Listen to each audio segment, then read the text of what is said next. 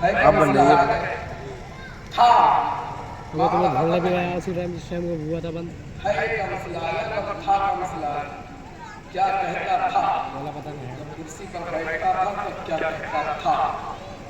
जब तुम मस्जिद के मिंबर पर खड़े होकर बयान करता था तो इस जात के बारे में क्या कहता था?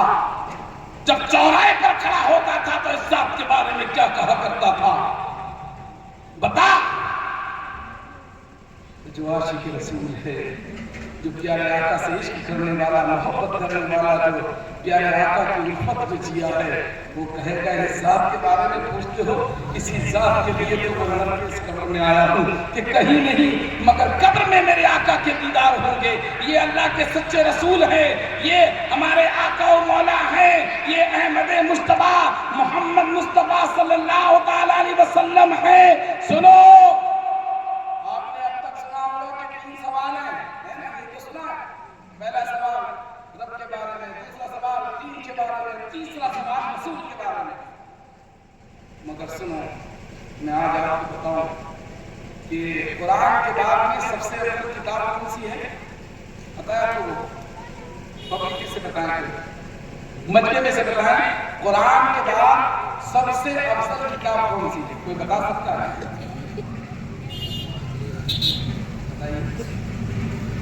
इसीलिए मैं कहता हूँ कि सिर्फ मैं साफ कहता हूँ, टोपी के मुसलमान होते हैं। एक सवाल, मामूली सा सवाल, जब बात आती है तो बड़े बड़े जो है मसले है करने के लिए बैठ जाते हो आप लोग। दूसरों की कीमत और दूसरों पर उंगली उठाने के लिए आपकी जबान तरफ कर देती है।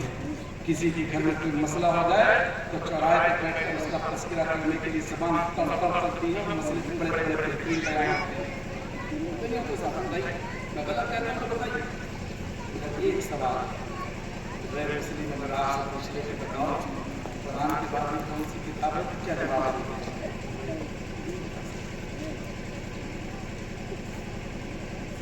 वही है ना कि नाम के मुसलमान दुनिया में खाने के मुसलमान हो गए। इसीलिए कहा जाता है कि महफिलों में आकर बैठे उलमाए किराम की तकरीरों को सुनो।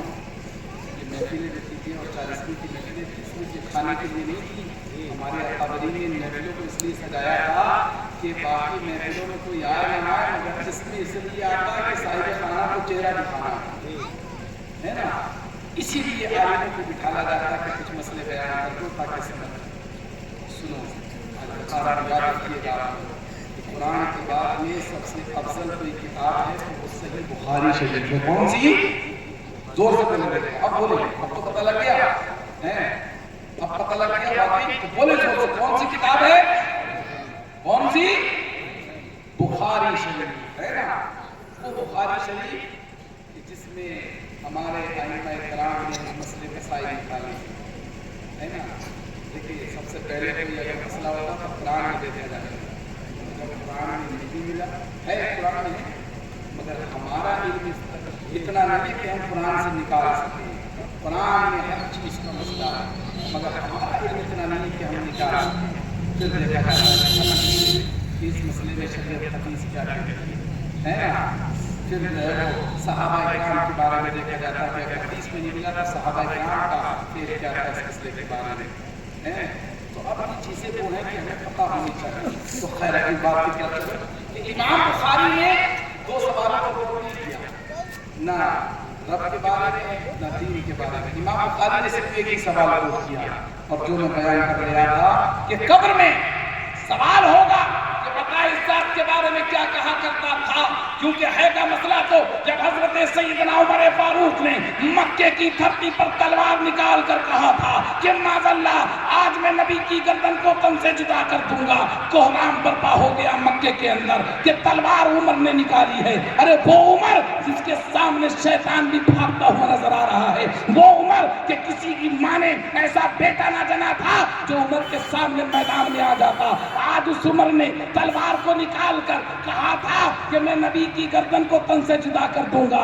सरदाराने कुरैश उस वक्त के अबू जहल उतबा बड़े खुश हुए कि आज जो तलवार निकली है वो मैदान में वापस नहीं जाएगी, क्योंकि उमर ने कभी तलवार को मैदान में वापस नहीं रखा है। मगर कुर्बान जाओ मेरे नबी के रुखसार पर, कुर्बान जाओ मेरे नबी की जात पर, कुर्बान जाओ मेरे आका के चेहरे मुबारक पर। जब उस उमर ने जब मेरे आका के चेहरे को देखा तो तलवार को कदमों में रखा और कहा, या रसूल अल्लाह, ऐसा हसीन जमील चेहरा इस उमर ने नहीं देखा है। ये उमर भी कलमा पढ़ता है, ला इलाहा इल्लल्लाह मुहम्मद रसूलुल्लाह सल्लल्लाहु तआला अलैहि वसल्लम। ये उमर भी कलमा पढ़ता है। हज़रत उमर ने देखा तो कलमा पढ़ लिया, तुम क्या हो? इसीलिए कहा जाएगा कि इस जात के बारे में क्या कहा करता था। तो जो आशिक रसूल है वो कहेगा, ये हमारे आका और मौला है, इन्हीं के लिए मैं जीता था, इन्हीं के लिए मरता था, इन्हीं के लिए दोस्ती थी, इन्हीं के लिए दुश्मनी थी, इन्हीं के लिए खाना था, इन्हीं के लिए पीना था। उस वक्त हदीस के अल्फाज हैं, अल्लाह रब्बुल प्यारे आका इरशाद फरमाते हैं कि उस वक्त रब इरशाद फरमाएगा, सो जा पहली रात की दुल्हन की तरह, सो जा, अब तेरा यार तेरा रब कल रोज़े क़यामत जो उठाए। अल्लाह रब का सुभान अल्लाह। और एक दूसरी रिवायत में है कि उसी वक्त जन्नत की खिड़की खोल दी जाएगी और रोज़ एक फरिश्ता उस कब्र में दाखिल होगा और कहेगा कि ऐ शख्स तेरा मकाम ये जन्नत है। सुभान अल्लाह। और जिसने कहा कि मैं सुना करता था कि ये दीन लेकर आएंगे, मैं सुना करता था ये कुरान लेकर आएंगे, मैं सुना करता था ये शरीयत लेकर आए हैं, मैं सुना करता था ये अल्लाह के सच्चे नबी हैं, मगर मैंने अमल नहीं किया, न इनके दीन को माना, न इनके कुरान को माना, न मैंने इनको सादिकुल अमीन जाना, न मैंने सच्चा जाना, मैंने इनकी किसी बात पर अमल नहीं किया। उसी वक्त हुक्म होगा ज़मीन को कि मिला दे इसकी पसलियों से पसलियों को। अल्लाह के रसूल ने ऐसे करके इन उंगलियों में हाथ डालकर इशारा फरमाया कि इस तरीके से पसलियों से पसलियां मिला दी जाएंगी और एक जहन्नम की खिड़की खोल दी जाएगी। रोज एक फरिश्ता दाखिल होगा और कहेगा कि देख ऐ शख्स तेरा मकान ये जहन्नम है। अब सुनो, जो लोग नमाज करते हैं, जो लोग अल्लाह अल्लाह की बातें करते हैं कि सिर्फ आओ नमाज पढ़ो, सिर्फ आओ अल्लाह से मांगो, अल्लाह के अलावा किसी से ना मांगो, तो इस हदीस से जवाब दें कि अब तुम्हारी नमाज का सवाल अभी नहीं हुआ है, तुम्हारे कुरान का सवाल अभी नहीं हुआ है, तुम्हारे जो तुम बातें करते थे उस किसी बात का अभी सवाल नहीं हुआ है।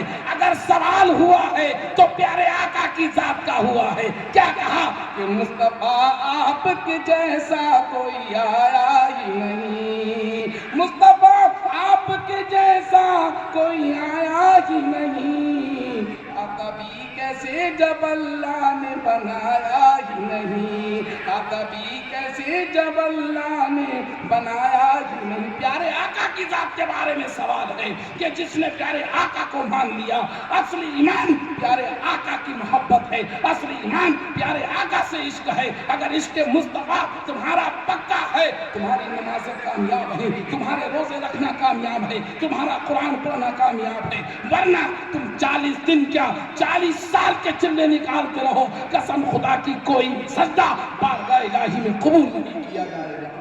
इश्क मुस्तफा के बगैर कोई सजदा कबूल नहीं। इश्क मुस्तफा में अगर तुम एक सजदा तो इंशाअल्लाह कामयाब है। मैंने अलैहिस्सलाम की दौर कि न जाने कितना गुनहगार बंदा, न जाने कितना सियाहकार बंदा और हर वक्त गुनाहों में शराबखोरी में गुजरने वाली जिंदगी। बस एक मर्तबा अल्लाह के रसूल सल्लल्लाहु अलैहि वसल्लम का नाम अहमद देख कर और अपने फोटो से चूम कर, आंखों से चूम कर किसी ऊंची जगह पर रख दिया, उसके सबब में अल्लाह ने तमाम गुनाहों को माफ किया। सोचो कि एक ईमान को चूमने के सबके जो ईमान वाला नहीं, जो ईमान की दौलत नहीं इसके पास, वो चूम ले तो अल्लाह उसको जन्नत में पहुंचा दे। तुम अपने दिल में अगर रखो, सुबह को उठो तो प्यारे आका का नाम लेते लेते, शाम को सो तो मुस्तफ़ा का नाम लेते लेते सो, फिर देखो तुम्हारी शान क्या होगी। दुनिया के पीछे मत भागो, دنیا کے پیچھے بھاگو گے یہ دنیا اللہ کے رسول نے ارشاد فرما دیا کہ یہ دنیا مومنوں کے لیے قید خانہ ہے. دنیا کے پیچھے یہ دنیا دھوکے کے سامان کے علاوہ کچھ نہیں ہے. یہ دنیا تمہیں کچھ نہیں دے گی. یہ تمہاری زمین، یہ تمہاری ایکڑوں سے کھیت، یہ تمہارے بڑے بڑے گھر، یہ تمہارا بینک بیلنس، یہ سب کا سب یہیں کھڑا رہ جائے گا. اگر کوئی چیز تمہارے ساتھ جائے تو عشق مصطفیٰ جو ہے قبر میں ساتھ جائے گی. عشق مصطفیٰ میں پڑھی ہوئی نمازیں تمہارے ساتھ قبر میں جائیں گی. عشق مصطفیٰ میں پڑھے ہوئے قرآن کی تلاوت تمہارے ساتھ جائے گی. یہ وہ عمل ہے کہ تمہارے دنیا میں تم کرو گے تو تمہارے ساتھ قبر میں جائیں گی. باقی سب دولت ہے نا. بادشاہ سکندر کا سنا نا، پوری دنیا کو حکومت کرنے والا. جب دنیا سے گیا تو کہا قبر سے میرے ہاتھوں کو باہر نکال دینا. لوگوں نے کہا کیوں؟ تاکہ دنیا دیکھ لے پوری دنیا پہ حکومت کرنے والا بادشاہ خالی ہاتھ جا رہا ہے، کچھ نہیں ہے اس کے پاس. گھمنڈ مت کرنا اپنی دولت، اپنی شہرت، اپنی جو ہے ملکیت پر گھمنڈ مت کرنا. ایک گائے کے کھانے کے خلاف اگر خبر آ گیا اللہ تبارک و تعالیٰ پسند نہیں کرنا.